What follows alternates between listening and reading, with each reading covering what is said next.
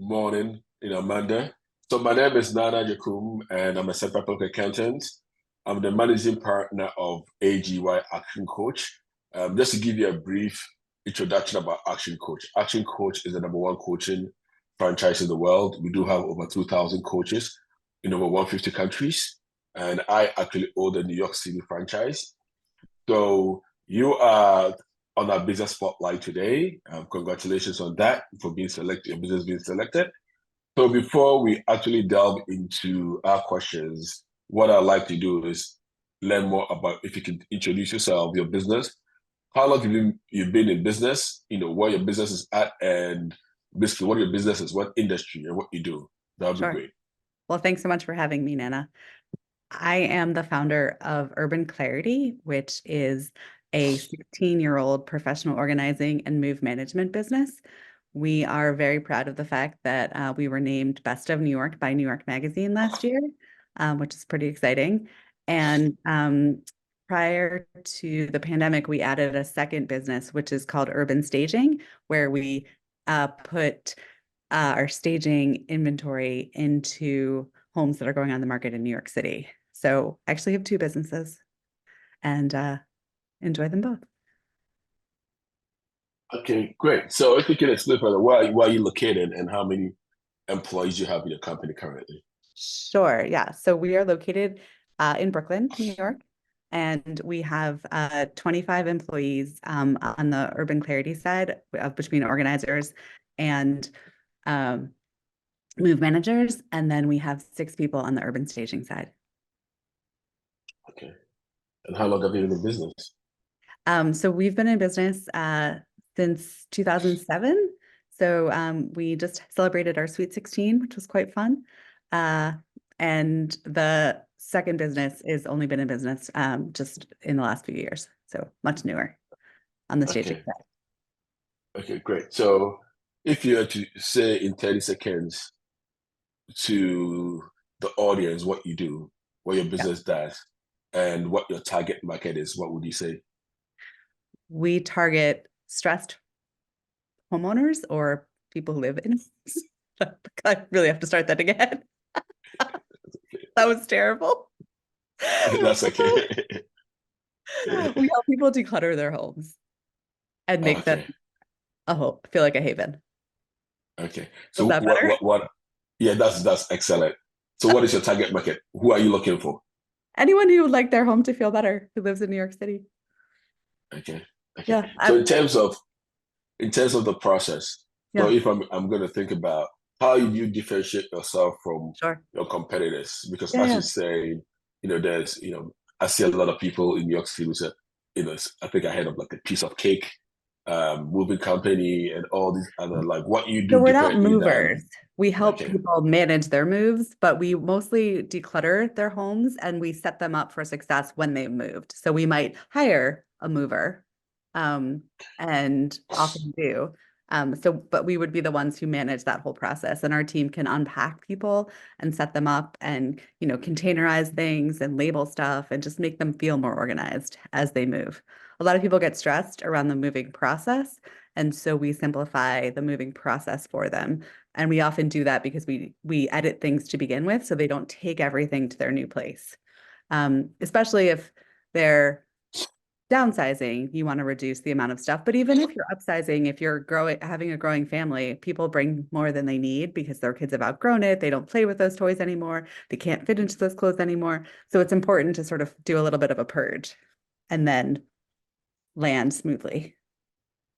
that's awesome. So thank you for the introduction of your business. Sure. So if you don't mind, the next stage is we're going to ask some general questions about your business. Great. And then, there's really no right or wrong answer. Just Sure. go as long as you can. And as you talk, I'm going to briefly be interrupting and be asking some clarifying questions, if you Of don't course. mind. So that is how we're going to set up this interview. So talk to me about, you started your business 16 years ago, Yes. right? Um, can you talk to me about when you started and how the journeys look like and how the journey where you are now as a business? So it's a very different than when I started. I started as a solopreneur and now we have over 30 people. So it's vastly different. It was just me working in all aspects of the business. And I am really proud of the fact that now we have a back office, we have organizers in the field, we have, like there's a bunch of different components. We have a marketing person. When we converted everyone from being independent contractors to employees, we now have, HR support and a fractional CFO and just like a whole lot of other titles that we didn't used to have, which is pretty exciting. So I'm really proud of that. And it does feel quite different than it used to, which is what happens when you expand. Wow.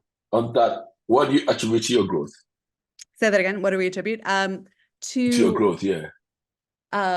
Strong networking and asking for help in the business early on, I feel like are both reasons that we have grown. We have a very strong client base who has great word of mouth, and that's been really good. But from the very beginning, I mean, when I started as a solopreneur, I reached out to other organizations. So there's a National Association of Professional Organizers. I reached out to them and I soon joined the board. Like I got a lot of support from a mastermind group in the very beginning. I really do believe that you should ask for help when you're starting something new. So business coaching, all sorts of different ways. And I've been a big fan of networking groups as well. And I feel like it's good to connect with other people and get support on your journey. Wow, that's interesting. So if you had to start from square one in business, what would you do differently? What would I do differently? I would ask for help sooner. Like I would bring on administrative support earlier, because I think that the collaboration process is really important. And I think people get stuck in their own heads very early. And especially if they're thinking they have to do everything themselves, they rarely do. They just don't realize it. Uh, so what have your biggest learnings been as an employer since you began in business? Um, I mean, it really helps when you like your employee, and it really helps when they like you. Like, I mean, in essence, it's all like it comes down to, personality and people and, being supportive and being a supportive working environment. I think my team really appreciates the flexibility that this job offers. And I really appreciate having them like go above and beyond when they're able to, and then take time off when they need to. Wow. So tell me, when you started as a solopreneur, one person. I did, yes. I can imagine there's a lot of sacrifices that you made with your personal life, right? I had There's an a lot of 18-month-old sacrifice. and a 1-month-old, so I would say yes, it was a busy time. So how do you balance your personal life with your demands of running a business? How did you do it then and how are you doing it now? So then, I mean, my kids were tiny. I mean, they were just babies. And obviously I have a really supportive husband, which Yeah. allowed, having the partnership be that he could um, be with them, when I needed extra care, especially on the weekends. In the beginning, I was doing a lot of weekend work. And we also had, some childcare support, which was really helpful also. But when you're, starting out as a new business owner, you can't sort of devote that many resources to childcare necessarily. I just had to be really efficient with my time. I would have childcare coverage from 8 in the morning till 2 p.m. And I would do my sessions from 9 to 1. And so it would give me time to transition to the client, for an hour there and an hour back. And then I would just be on my phone.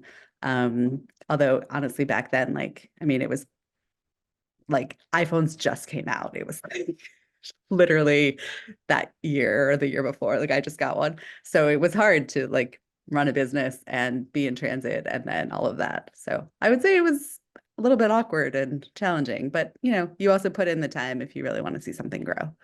So So talk to me about the hours. So when you started, how many hours were you working in a week? when I And how many started, hours are you working now? yeah, when I started, um, I was working like pretty much every day of the week, but shorter amounts of time because of my childcare coverage. And then I would wake up early before my kids. I'm a super early riser, so I wake up at like 5 in the morning. And I would respond to the emails that had come in overnight and things like that. It's also in the beginning, you don't have a lot of clients, so you have to network a bit in order to get them. And I would say now my hours vary depending on what's going on. Certainly I have really solid team members. So there are days that I can walk away completely from the business, and then there are other days where I'm pretty invested and involved. So it does vary. Well, so as a business owner, I can really relate to some of the struggles and of the success that you're talking about. But I think for the other business owners out there who just started, right? Sometimes it looks like a long journey Yeah. that's never going to come to an end. Um, so if you can break it up into years, I think it's going to be helpful. Okay. What, in the 16 year span, how Sure. many years were you really stuck in saying that, oh boy, this is not going, like, not feel like quitting, but you have got to a point where it was just you run the business? At what point in time did you break through and start expanding? Yeah. And at what point in time did you start? I can imagine hiring a team. Did you get Yeah. the right team behind you for you to be able to get to this point? Can you sort Right. of do it like maybe from year one to year three, year Yeah. 6 to year 4? That's going to be helpful Sure. for Yeah, people yeah. out there. So the first 3 years, it was pretty much me by myself. Okay. We were lucky in year three to get a really nice write-up in the Wall Street Journal, which I was really proud of at the time and was a really nice milestone. And that write-up happened to have some like viral things. It was on the Google homepage, and there was someone who saw it who became the first person that I hired. She was in my neighborhood and saw it and realized that she was close by and wanted to become an organizer. And we had coffee, and it was just a very synergistic, fun thing. And so she started working with me that summer. Um, and that was definitely a turning point because suddenly we could do things twice as fast, which was great. And then we were able to bring in some administrative support, which was also really fun because I hate some of that stuff. And it's always nice to be able to have someone else do some of the things you don't enjoy. And I think, no individual person is good at all things. So it's nice to realize sort of what you thrive at, what you find enjoyable, and be able to delegate those other things and get support in the areas that you're weaker at. So I would say then, I was able to hire more people in year like 4 through 6. So that would have been till, and then we had a team of about 6 people for several years. And then really what happened to us, which was unexpected and both terrible and also a really important turning point, is the business completely shut down during the pandemic, which is not surprising. But then we reopened, and as move managers, we were considered essential workers because we were able to move people out of New York City, which a lot of people were leaving the city at that moment. And so we went from about 10 people quickly to 20 and then almost to 30 within about 6 months. So it was a really quick ramp up. And we were able to take on team members from lots of other industries in New York that were closed at the time. So we brought in folks who had really good project management from theater. We brought in Broadway actresses. We brought in folks who were event planners and all sorts of other skill sets that were really, really useful. Someone who owned a flower organizing business and brought a few other people. And so all of those folks have now, except for the Broadway actress who's back on Broadway, stayed with us, which is great. So, it's been really an interesting time to sort of incorporate a bunch of other people into the business and then see it grow. And then we've maintained that growth, which has been good. Well, that's awesome. So one Yeah. of the biggest struggle of a solopreneur as you going and hiring a team is funding, right? One of Having the highest, one of funding, funding, no, did you say? yeah, Yeah. funding, having the ability to be able to sustain your business, pay your Yeah. I mean, employees. in How the did you very overcome that beginning, hurdle?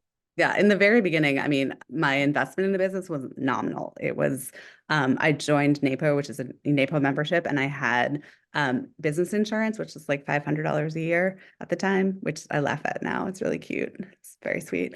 Um, but, and some business cards, which I think I spent $100 on. So like I could do it all for about 1,200, 1,250 in the very beginning, which was like for a year, which is crazy. That is not how it works anymore.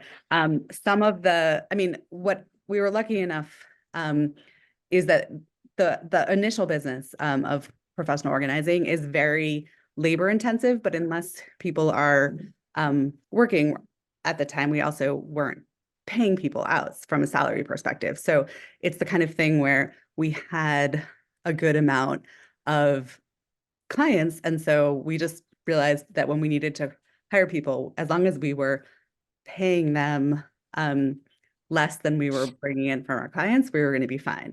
So it wasn't very capital intensive in that way. Whereas like we didn't have inventory, like there were a lot of things that made it a fairly simple model. And then during the pandemic, when things got much tighter, we were very grateful to get a PPP loan and then have that, what's the word? I guess, forgiven, right? That was great. Yeah. We Yeah. also got an SBA loan during the pandemic, and that allowed us to expand the staging business. And that is a much different model where there's a lot of inventory and there's rent and there's other expenses that are a lot heavier costs. But the SBA loan came at a really nice time. So we've tried to be strategic and thoughtful in the way that we expand. So tell me about your first hire and your admin staff. Were they Yeah. on salary or you pay them by the hour, you pay them when you had work? How did you manage that? So my first hire was paid hourly. And that was, a really long time ago now at this point. And she is no longer with me. She did go on to start her own professional organizing business in another city, which I'm really proud of. And she's doing a fantastic job, which I'm really proud of. I really like, sort of mentoring people and having them do this work and find it fulfilling. And, if she wasn't going to stay in New York City, she should go somewhere else and do this business and be great at it because she's really fantastic. So let's see, the next question you had was, so most people are, even the people who are working essentially full-time are still on salary at this, sorry, are still paid hourly at this point. So, they get paid time off and like other sort of, benefits like their taxes and things like that covered and such, but they're certainly, they also have a lot of flexibility in their schedules, which they really appreciate. Wow. Wow. So what qualities do you look for in employees and how do you foster a positive, productive work environment? What qualities do we look for, and what was the second part of the question? In your employees when you're hiring, what are Right. the qualities that you're looking for? Yeah. Yeah. So we're looking for people who are really intelligent, who are super kind. Kindness is really one of our core values. We want folks who are going to be good team players and who will ask for help when they need it. And ideally, they have good spatial relations because what we're doing, working in people's homes, takes a bit of savvy and know-how and knowledge and kindness. Wow. So, so how do you, as a business owner, I think Yeah. this is really important to kind of find out and maybe let people know.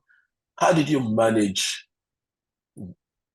your day-to-day operations with generating revenue, right? So how do you make sure that the people that you're bringing on are being efficient on what you're doing, right? Because Right. hourly, it does not matter. You're still going to pay them an hour if they're there, but are they really Sure. bringing in the level of revenue? Are they really being productive, right? How Yeah. do you manage that between that and also bringing in business, right? How do you do that? Well, there are people on our team who are in the field and who are doing the actual paid work, that our clients pay for. And we are assigning them jobs based on, the client feedback that we get. And you can see that they are getting fantastic feedback and reviews. We have, 5 stars on Google. We're able to really give our team the support that they need training wise now. And also, if there is an issue, we address it really, really quickly and we try and resolve it as best we can, which I think our clients really appreciate as well. Sometimes there's not a great synergistic match, like the personalities that, you send into someone's home, it might not be a great match. So we have someone else that we can send. And that's always, appreciated by our clients. I'm not sure if I totally understand your question. As far as, I mean, whether you know if someone is being productive, I mean, I suppose you can't technically absolutely know. I'm certainly not monitoring the work that everyone is doing in that But way. the work is based on, like you did mention, I think you didn't answer that. Okay. It's based on the feedback from the Yeah. customer, Right. right? I mean, So once they get in there, we get a lot of feedback from our clients and we get a lot of, I mean, we work in a team-based model too. So when there's a project and say, I don't know, the team is unpacking a brownstone, you know, there's 8 people on site or however many there are. I mean, they are all working together and you can sort of see based on the notes that people put in, how engaged they are and what the feedback is. And, you know, there's always sort of a project summary of each day's work. So we can see who's like really paying attention to the details and capturing the information and connecting well with the client and all of that. great. So tell me about your pricing structure, right? Sure. And I'm just going to break it down a bit more. And I think Yeah, those are some of the things that, as a business owner, you want to make sure you're in the business to make profits, right? sure. Yeah, So yeah, the indeed. business is going to run on a day-to-day basis, but you need to be able to make sure you're pricing things Yeah, well. yeah. And at the end of the day, you also need to pay yourself as a business owner. So if you send somebody on a job, Yes. right? So can you walk me through how much you're going to price cost the job in relation to who you're sending and how Mm, much you know and when you know you're making profit or you're breaking even? How did you figure all that part out? right. So we charge an hourly rate for our in-home work, which Okay. is 150 an hour. Okay. And so we usually work in 4-hour sessions. Sometimes we do all day sessions, but let's say we're doing a 4-hour session with someone. So that's $600. We have our clients prepay that invoice, and we then are paying our team, you know, a percentage of that. And it varies depending on where they are kind of in the salary breakdown. Okay. Um, but, you know, we try and do about a third to the employee approximately, as Okay. far as, and then a third to the company to be reinvested and to be used by like the back office and things like that. Okay. And then a third is profit. So Okay. yeah, Okay. that's generally, I mean, again, it varies a little bit, obviously, and there's people who've been Yeah. Yeah. for 10 years, Yes. you know, they're earning more than someone who recently started in the last 2 years. Um, but, you know, overall, it seems to be working well. How often did you review your P&L? Let's say profit and loss. How often do you do that? And are you really because most business owners, about 85% of them, just run their business on the gut feeling, right? No, yeah. I mean, I definitely am intuitive in certain things, absolutely. Okay. But I look at my P&Ls at least monthly, if not more frequently. Okay. We have something called the weeklies, where it's not our full P&Ls, but it's what came in that week, how many inquiries we got, how many hours we serviced that week, what the breakdown was from different Okay. sorts of leads, and then how many Google reviews we got. So like it's basically like a little snapshot. And that I look at obviously weekly because, well, I mean, we get it every week. And so that my office manager puts together. And that's like very helpful in sort of seeing the um the pulse of the business. Because the thing about P&Ls, right, is it's how the business did before, but it's looking back and you can't always catch it quickly enough. But I feel like when I'm looking at the inquiries, if the inquiries are down for the week, I know that we're about to maybe potentially not have a great week, like coming up. Okay. Do you know what I mean? That's yes. So, you know, just like sort of paying attention, right? And you can catch things that way. There was a time where we launched a new website and the form wasn't working and we didn't notice for a tiny bit, but then all of a sudden it was obvious that we weren't getting inquiries that way. And I mean, you know, like you start to realize when you're tracking things more closely. So I'm a big fan of numbers and having them tell you some of the effectiveness of the business, but I'm also a big fan of doing things based on your gut. Okay. That really tells me about why you succeeded because you actually look at numbers. I do. That's great. Yeah. What are some of the common misconceptions about running a business and how do you address them? I mean, I think people think that it's easy to run a business. Yeah. I don't know if that's maybe that's not a common misperception. It is. It You is. know, but I agree with you 100%. I do think that people think that like, oh, you know, you just kind of like, I don't know, do it or something. Um, I don't find myself having to address that one that often though. I just ignore people who think that it's simple. Um, I don't know what, give me an example of a common misperception maybe, and I can address it. You hit it right on the head. So being a business owner, like people go into business because they want more time, they want more money, they want Yeah, all these things that other working for yourself, like working for somebody else, not going to give to you, right? sure. But what you're right, what they don't realize is that it's a lot of sacrifice that goes in, right? As a Yeah, business owner, you're probably the last person to get paid. You have to pay everybody else, right? sure. But then 100%. if you don't get paid also, then how are you going to live? Right. Right. So it's for Yeah. me, so my definition of our definition of a business is a profitable commercial enterprise that works without you. Yeah. Right. Which So I'm super excited to have built, I have to say.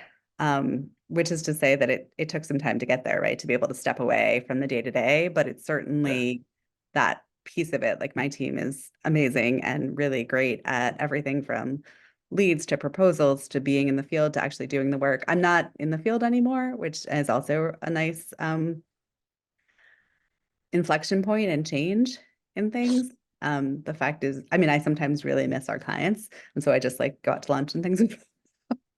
But I'm not the one who's doing the hands-on work anymore, and I think that that is like maybe one of the cornerstones of what's going on that works out well, because I'm able to sort of look sort of bigger picture and see all the things that are happening. I do think though business owners work really hard. And then I also think that, you know, you get the flexibility when you need it. If there's a family emergency or if you want to take a little bit of personal time, the ability to have that is really, really nice. So this is great. And before I wrap up the questions, you did mention a point that I want to go back to. And Okay. most business owners actually do not realize the importance of having a business coach, Yeah. right? Or having a CPA or having. So tell me, can you explain to me why you felt the need to have a business coach and the impact of having a business coach on your business from where you started and where you are now? Sure. Yeah. I've had business coaches at various points in my business trajectory. I think in the very beginning, I needed a sounding board and I needed someone who believed in me even before I believed in myself, which is to say that when you're first starting out, there's a lot of imposter syndrome. And I needed someone who could help me set some micro goals and then each week check in with me. And that was really, really helpful because I didn't really know exactly what I was doing. And I didn't have a whole, you know, sort of support group and all of that in the very, very beginning. And I quickly found other business owners who were able to do that. But in the beginning, I feel like the coaching was very structured and very focused on myself and what I needed in that moment. And a lot of it is just getting out of your own way and like teaching you sort of the mindset that you need to run a business, which I think is really, really helpful. And then some of the strategic skills, right? So, or suggesting that you go for additional help. Like I went to SCORE and like a whole bunch of resources locally to be able to get support. The Small Business Administration was one of those places. Like there was a, you know, entity there that they did a lot of workshops and I found that really helpful. So I don't think it's only just coaching, but I do think like sometimes you really need personalized attention and support and that can really get you farther and it's worth the investment. Okay, great. Thank you for your time. So I'm just going to turn it over to you. Just, if there's anything that you want to share with the audience, like in terms of your business, how you started, how people can reach out to you in case they need you, and where people can Sure. find you. Yeah, yeah. Um, just send that over to you so you can have that time. Okay, great. Thanks. I guess what I would most say is for people who are considering to starting a business, to really to go for it and to uh, make sure that you are enthusiastic about your business and that you have dedication towards that idea, but that you don't need to know the perfect absolute way it's going to turn out from the beginning. Like I think a lot of people overthink the planning and then they don't actually execute. And it's important to jump right in, even if you don't know exactly how to make that things happen and just do it. And, you know, action is a really important part of being a business owner, and not getting caught up in the decision making in the beginning is critical. And then also, even as you continue as a business owner, like continuing to take action and not, get too caught up, I think is really helpful. If someone wants to reach out to me, I am reachable on our website, which is urbanclarity.net. And I'm certainly happy to discuss anything related to business. Thank you very much, Amanda. Thanks, Anna. Miss Amanda West, this was really great. And yes, definitely. If anybody wants to reach out to her, this is a great interview, and we appreciate you coming on the Business Spotlight. Absolutely. Thanks. It was really lovely to meet you.